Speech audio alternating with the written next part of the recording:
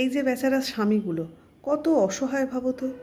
বেচারারা না মুখ ফুটে কারোর কাছে দুঃখের কথা বলতে পারে, না কোথাও মনের দুঃখে যেতে পারে যে বাবা চলে গেলাম বাপের বাড়ি কি অমুক জায়গায় তমুক জায়গায়। সে বেচারারা রাগ করে যেতেও পারে না, আর মনের দুঃখ কারোর কাছে বলতেও পারে না।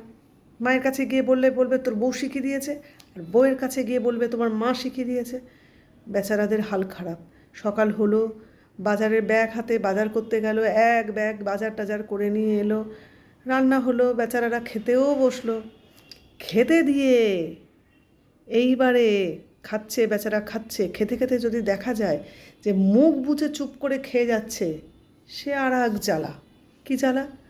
তখন বউ পাশ থেকে গুঁতুনি দেবে, দিয়ে বলবে তুমি কি গরু না ছাগল, মুখ বুঝে খেয়ে যাচ্ছ, কোনো কথা নেই মুখে। সে বেচারা তো হাঁ, কী বলবো রে বাবা, খেতে খেতে আবার কি কথা বলবো, ডাক্তারে তো বলে খেতে খেতে কথা বলতে নেই। তখন ফের মাথায় একটা কিল পড়ে। তখন বউ বলে কেন মুখে একদম কথা নেই, এমনি তো ফুলুরি ছোটে মুখ দিয়ে, তা কোনো কথা নেই, রান্নাটা ভালো কি মন্দ বলা যায় না। সে বেচারা কনফিউজড। কেন কনফিউজড?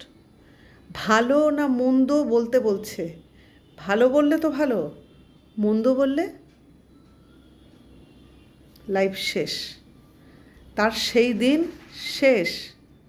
যদি এক ফোঁটা নুন চিনি ঝাল কোনো কিছু কম বলেছে, লাইফ শেষ। সুতরাং বেচারাকে বলতেই হবে যে ভালো। তাহলে খেতে বসেও শান্তি নেই, মুখ বন্ধ করে খেলেও জ্বালা।